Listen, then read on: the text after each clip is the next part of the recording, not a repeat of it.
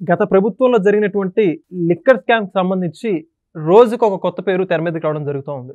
తాజాగా నిన్నటి రోజున దాఖలు చేసినటువంటి రెండవ అదనపు ఛార్జ్ షీట్లో మాజీ ఇంటెలిజెన్స్ డీజీగా ఉన్నటువంటి పిఎస్ఆర్ ఆంజనేయుల పేరు, మాజీ సిఎస్గా పనిచేసినటువంటి ఆజారెడ్డి కల్లం పేరు, వీళ్ళిద్దరు కూడా మద్యం కుంభకోణంలో కీలక పాత్ర పోషించారని వాళ్ళ పేర్లు కూడా ఈ యొక్క ఛార్జ్ షీట్లో పొందుపరచడం జరిగింది. మరి అయితే ఇదే అంశానికి సంబంధించి పూర్తి విషయాలు తెలుసుకోవడానికి మనతో ఉన్నారు సీనియర్ జర్నలిస్ట్ డాక్టర్ కనకదుర్గ గౌట్లమణి గారు. నమస్కారం. నమస్తే అండి. పిఎస్ఆర్ ఆంజనేయులు, ఆజారెడ్డి కల్లం, వీళ్ళిద్దరు కూడా గడిచిన జగన్మోహన్ రెడ్డి గారి హయాంలో ఆయనకి అతి దగ్గర వ్యక్తులుగా పనిచేసినటువంటి వ్యక్తులు. పిఎస్ఆర్ ఆంజనేయులు గారేమో ఇంటెలిజెన్స్ డీజీగా పనిచేశారు, సిఎస్గానేమో ఆజారెడ్డి కల్లం పనిచేశారు. అయితే ఇప్పుడు మద్యం కుంభకోణంలో కూడా వీరే పై స్థాయిలో ఉండి కింద స్థాయి వ్యక్తులందరూ నడిపించినట్లు దాని పూర్తి ఆధారాలు కూడా ఛార్జ్ షీట్లో పొందుపరిచారు పోలీసులు. పిఎస్ఆర్ ఆంజనేయులు గారు ఇప్పటికే గతంలో కేసులు ఉండి జైలు శిక్ష అనుభవించి బెయిల్ పొంది బయట ఆరోగ్యరీత్యా బెయిల్ మీద ఉన్నారు. ఆయన పరిస్థితి ఏంటంటే ఇప్పుడు భవిష్యత్తులో? అంటే మద్యం కుంభకోణం అనేది మనం ఆల్రెడీ చెప్పుకున్నాం, ఇక్కడితో ఆగదు, ఇది ఇంకా ఎన్ని పేర్లు బయటకు వస్తాయో అని మొన్న ఒక వీడియోలో మనం మాట్లాడుకున్నాం. సో అది నిజమని తేలుతోంది. ఎందుకంటే ఇది ఒకళ్ళిద్దరు చేసే పని కాదు, ఒక 10 మంది చేసే పని కాదు. ఇది మొత్తం మీరు కుంభకోణం కనుక చూసుకున్నారంటే చాలామంది ఇన్వాల్వ్మెంట్ ఇందులో మనకు కనిపిస్తుంది. ఇప్పుడు ఎక్కడెక్కడి నుంచి వీళ్ళు డబ్బులు ఎలా పంపిణీ చేశారో మనం మాట్లాడుకున్నాం, మనం విన్నాం, చూసాం కూడా. సో హైదరాబాద్ నుంచి ఈ డబ్బు ఒక 300 కోట్లు వెళ్ళింది అంటే మనకు తెలిసి.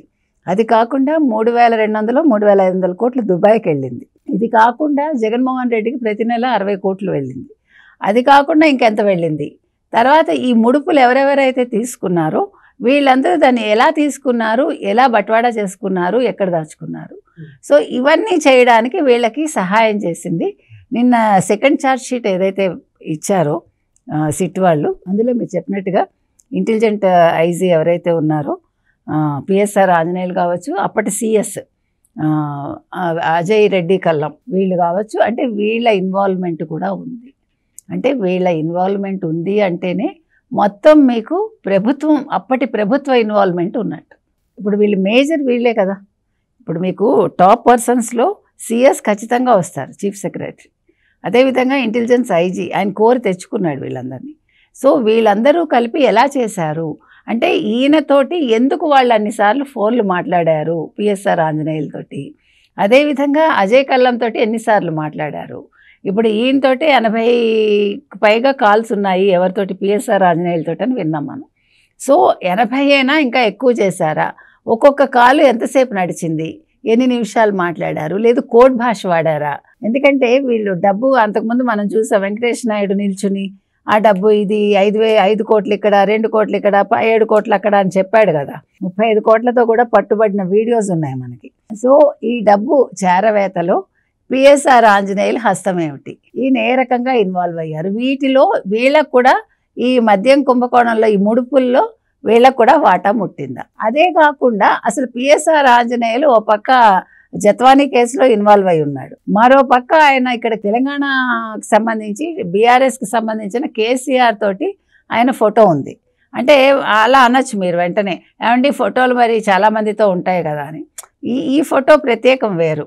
అంటే వాళ్ళు అప్పట్లో సజావుగా 2 ప్రభుత్వాలు ఉన్నాయి కాబట్టి ఈవెన్ కాంగ్రెస్ వచ్చాక కూడా వీళ్ళు బీఆర్ఎస్తో స్నేహం కొనసాగించారు. ఎందుకంటే ఒక చెక్ పోస్ట్ నుంచి ఒక డబ్బు వెళ్ళాలి అంటే అది కూడా కాంగ్రెస్ ప్రభుత్వం ఉన్నప్పుడు ఏ రకంగా వీళ్ళు చేయగలిగారు అంటే ఆ పోలీసుల్లో ఎవరు బీఆర్ఎస్కి సంబంధించిన వాళ్ళు ఉన్నారు, ఏ రకంగా ఈ డబ్బు చేరింది, దానికి బీఆర్ఎస్ తరఫున చంద్రశేఖరరావు గారు కావచ్చు, లేదు కేటీఆర్ కావచ్చు, లేదు హరీష్ రావు కావచ్చు, మరొకళ్ళు కావచ్చు, ఏ రకంగా హెల్ప్ చేశారు, జగదీష్ రెడ్డి ఏమైనా ఇన్వాల్వ్ అయి ఉన్నారా మనకు తెలియదు. అంటే బీఆర్ఎస్ తరఫున ఎవరిని నియమించుకున్నారు, ఎవరితో మాట్లాడుకున్నారు, ఏ రకంగా హెల్ప్ చేశారు అనేది కూడా బయటకు రావాలి.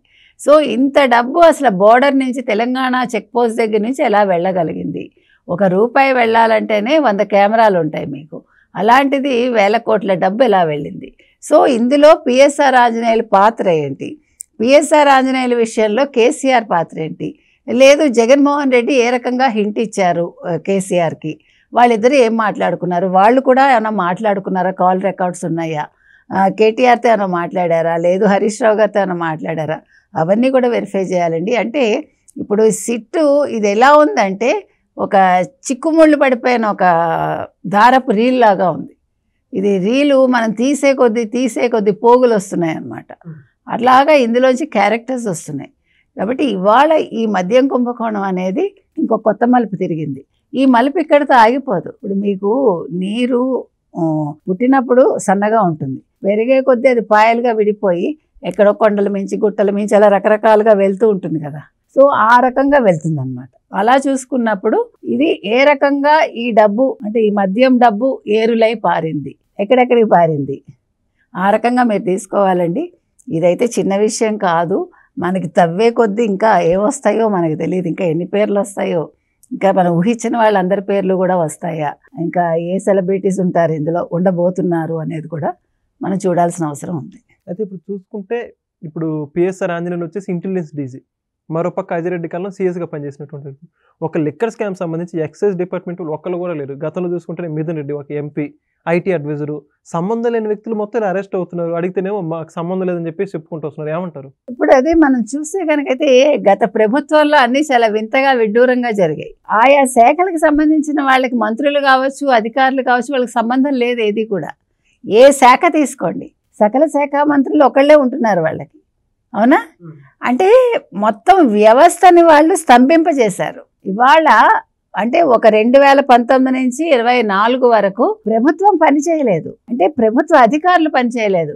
ఎక్సెప్ట్ ఇట్లాగా పిఎస్ఆర్ ఆంజనేయులు, కాంతిరాణ తాత, లేదు అజయ్ కల్లాం, తర్వాత విశాల్ గున్ని, ఇలా ఒక 4-5 పేర్లు తప్ప ఇంకా ఎవరు కూడా ఏ శాఖలోనూ పనులు చేయాల. అంతా కూడా జగన్మోహన్ రెడ్డి నడిపించాడు. జగన్మోహన్ రెడ్డికి సంబంధించిన మనుషులు నడిపారు. వాళ్ళందరూ కూడా ఓ మిథున్ రెడ్డి మీరు అన్నట్టుగా, ఓ అవినాష్ రెడ్డి, లేకపోతే ఇది ఇప్పుడు అరెస్ట్ అయిన వాళ్ళందరూ ధనంజయ రెడ్డి, ఇది ఎవరు కృష్ణమోహన్ రెడ్డి, తర్వాత గోవిందప్ప బాలాజీ, ఇట్లా వీళ్ళు, తర్వాత Rajakesh Reddy of course. So వీళ్ళు తప్ప ఇందులో అంటే ఒక 10 క్యారెక్టర్స్ అనుకుందాం, ఒక 10 అంటే ఒక డజన్ మందితోటి వీళ్ళు మొత్తం నడిపారు.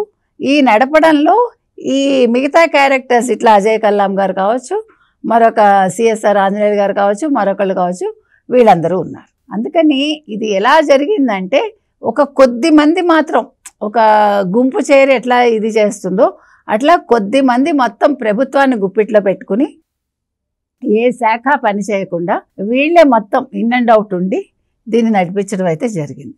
సో ఈ మద్యం కుంభకోణంలో వచ్చే వాళ్ళందరూ కూడా జగన్మోహన్ రెడ్డికి చాలా కిత్ అండ్ కిన్నులాగా అంత క్లోజ్ వాళ్లే తప్ప అవుట్ సైడర్స్ ఎవరూ లేరు. కాకపోతే ఏంటంటే వీళ్ళు అవుట్ సైడర్స్ని ఎవరిని పెట్టుకున్నారు, ఒక ఐఐటి స్టూడెంట్ను ఆ రకంగా కొంతమందిని ఇన్వాల్వ్ చేసి అంటే టెక్నికల్గా వాళ్ళని ఉపయోగించుకోవటం జరిగింది. మొత్తం ఒక 9 కదా, 3 అక్కడెక్కడ, 6 దుబాయ్ను, 3 థాయిలాండ్ ఎక్కడ పెట్టారు, ఇంకెవరున్నారో మనకు తెలియదు. అంటే వీళ్ళు సంబంధం లేని వాళ్ళని తెచ్చుకున్నారు తప్ప తెలిసిన వాళ్ళు ఎవరిని, అంటే ప్రభుత్వానికి సంబంధించిన వాళ్ళు ఎవరిని పెట్టుకోలే.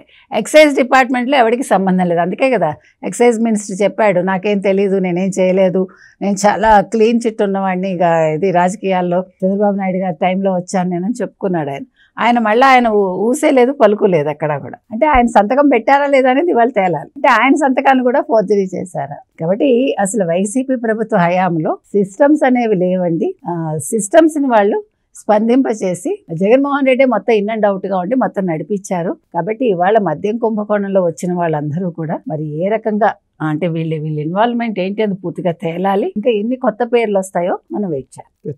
Thank you. Please subscribe to Leo News for more videos.